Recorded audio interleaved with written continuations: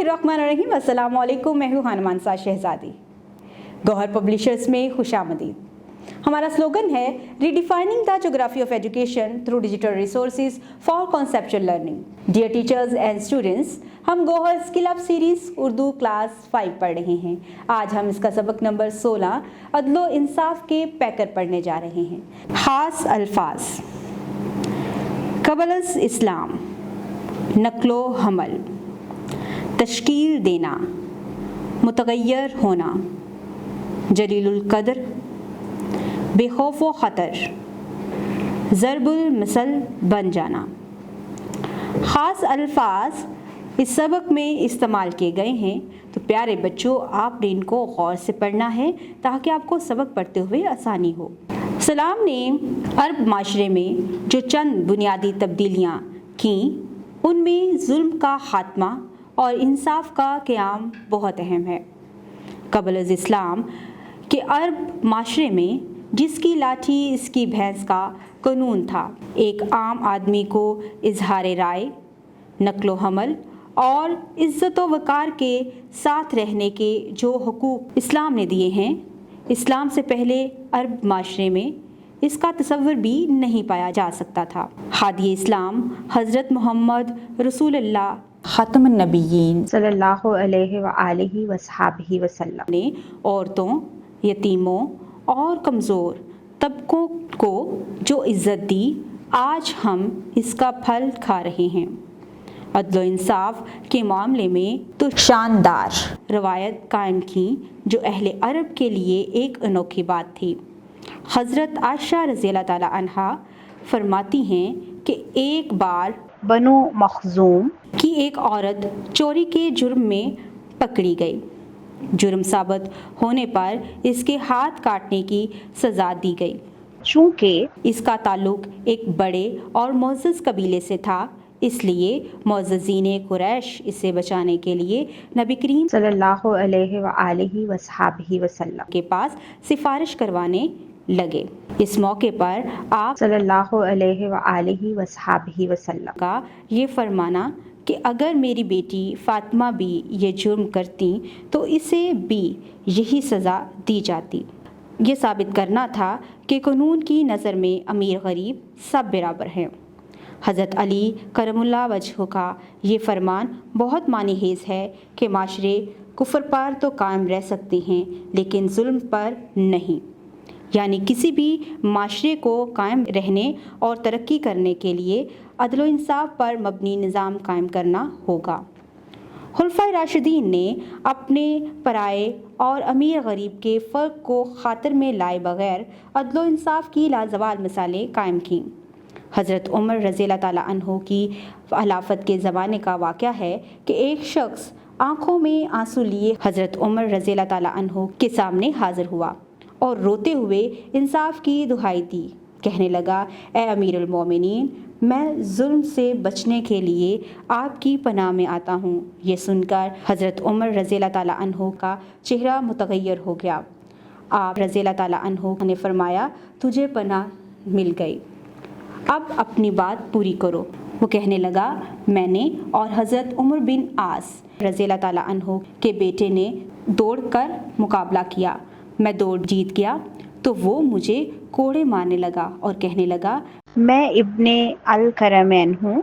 हज़रत उमर रज़ियल्लाहु ताला अन्हु ने हज़रत उमर बिन आस रज़ियल्लाहु ताला अन्हु को बेटे के साथ हाज़िर होने का हुक्म दिया। खलीफा का हुक्म सुनकर दोनों मदीना मुनव्वरा पहुँचे। इनके आने पर इस शख्स को बुलाया गया। वो सहमा हुआ हाज़िर हुआ। हज़रत उमर रज़ियल्लाहु ताला अन्हु ने फरमाया, डरो मत, ये लो कोड़ा और इस लड़के को मारो। लड़के को खजूर के तने से बांध दिया गया और कोड़े मारे जाने लगे। हज़रत उमर रज़ियल्लाहु ताला अन्हु फरमा रहे थे, इस इब्ने अल करमैन को खूब मारो।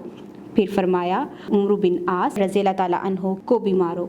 वो कहने लगा, उन्होंने मुझे नहीं मारा था, जिसने मारा था इससे बदला ले लिया। हज़रत उमर रज़ियल्लाहु ताला अन्हु ने हज़रत उमर बिन आस रज़ियल्लाहु ताला अन्हु से मुखातब होते हुए फरमाया, तुमने कब से लोगों को गुलाम बना लिया है, हालांकि उनकी माँ ने इन्हें आज़ाद जना था। عمرو بن عاص رضی اللہ تعالیٰ عنہ نے شرمندگی کا اظہار کرتے ہوئے عرض کیا، اے امیر المومنین، مجھے اس واقعہ کا کوئی علم نہیں۔ حضرت عمر رضی اللہ تعالیٰ عنہ نے سخت تنبیہ کے بعد انہوں نے جانے دیا۔ یاد رہے کہ حضرت عمرو بن عاص رضی اللہ تعالیٰ عنہ ایک جلیل القدر صحابی اور اس وقت مصر کے گورنر تھے۔ انصاف کا تقاضا یہ ہے کہ حاکم وقت حکومتی وسائل کے حوالے سے انصاف پر قائم رہے اور کسی کو حکومت کے وسائل سے ناجائز فائدہ نہ اٹھانے دے۔ حضرت عمر رضی اللہ تعالیٰ عنہ اپنی زمانہ خلافت میں ایک بار بازار سے گزر رہے تھے۔ آپ رضی اللہ تعالیٰ عنہ نے دیکھا کہ لوگ ایک بہت موٹے اور صحت مند اونٹ کے گرد کھڑے ہیں جو بیچنے کے لیے لایا گیا تھا۔ آپ رضی اللہ تعالیٰ عنہ بھی قریب چلے گئے، اتنا صحت مند اونٹ کو دیکھ کر خوش ہو گئے۔ آپ رضی اللہ تعالیٰ عنہ نے اونٹ کے مالک کو بلایا تو پتہ چلا کہ یہ انہی کے بیٹے عبداللہ کا ہے۔ آپ رضی اللہ تعالیٰ عنہ نے بیٹے سے پوچھا، یہ اتنا موٹا اونٹ تمہارے پاس کہاں سے آیا؟ بیٹا بولا، میں نے یہ اونٹ 1 سال پہلے خریدا تھا اور اسے سرکاری چراگاہ میں چرنے کے لیے چھوڑ دیا تھا، اب یہ بیچ کر منافع کماؤں گا۔ حضرت عمر رضی اللہ تعالیٰ عنہ کا لہجہ بدل گیا اور فرمایا، تم صرف اسی رقم کے مالک ہو جس کا خریدا تھا، چونکہ یہ سرکاری چراگاہ میں چر کر بڑا ہوا ہے اس لیے منافع کی ساری رقم بیت المال میں جمع ہوگی۔ چنانچہ ایسا ہی ہوا۔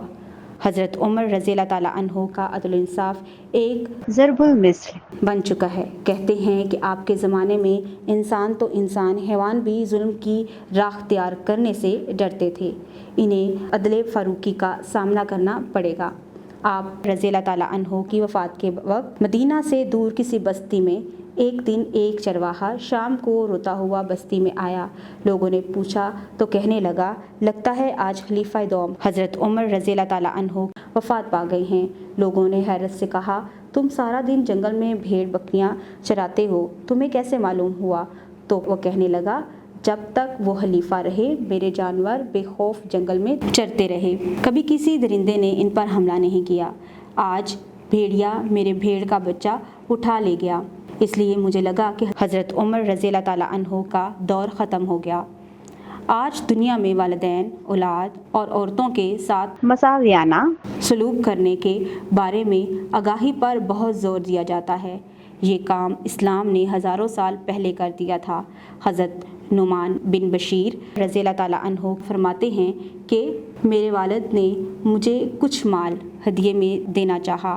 والدہ نے کہا، میں اس پر اس وقت راضی ہوں گی جب آپ رضی اللہ تعالیٰ عنہ نبی کریم صلی اللہ علیہ وآلہ وصحبہ وسلم کو اس پر گواہ بنا لیں گے۔ چنانچہ میرے والد حضور صلی اللہ علیہ وآلہ وصحبہ وسلم کی خدمت میں اس مقصد کے لیے حاضر ہوئے۔ آپ صلی اللہ علیہ وآلہ وصحبہ وسلم نے پوچھا، کیا تم نے اس طرح کا ہدیہ تمام بچوں کو دیا ہے؟ میرے والد نے عرض کیا، ایسا نہیں ہے۔ اس پر حضرت محمد رسول اللہ خاتم النبیین صلی اللہ علیہ وآلہ وصحبہ وسلم نے فرمایا، اللہ سے ڈرو اور اپنی اولاد کے درمیان عدل و انصاف سے کام لو۔ ان واقعات سے معلوم ہوتا ہے کہ اسلام نے عدل و انصاف کو بہت اہمیت دی اور عملی طور پر معاشرے میں ہر سطح پر اس کو نافذ کیا ہے۔ آج بھی ہم معاشرے کو پرامن اور ترقی یافتہ بنانے کے لیے اس پر عمل کر کے آگے بڑھ سکتے ہیں۔ پیارے بچوں، آج ہم نے سبق نمبر 16 عدل و انصاف کے پیکر کی پڑھائی کی ہے۔ امید کرتی ہوں آپ نے عدل و انصاف کے بارے میں بہت کچھ پڑھا ہوگا اور سیکھا ہوگا۔ مزید سیکھنے اور جاننے کے لیے ہمارے ساتھ رہیے گا۔ ملتے ہیں اگلی ویڈیو میں، تب تک اپنا بہت سارا خیال رکھیے گا۔ خدا حافظ۔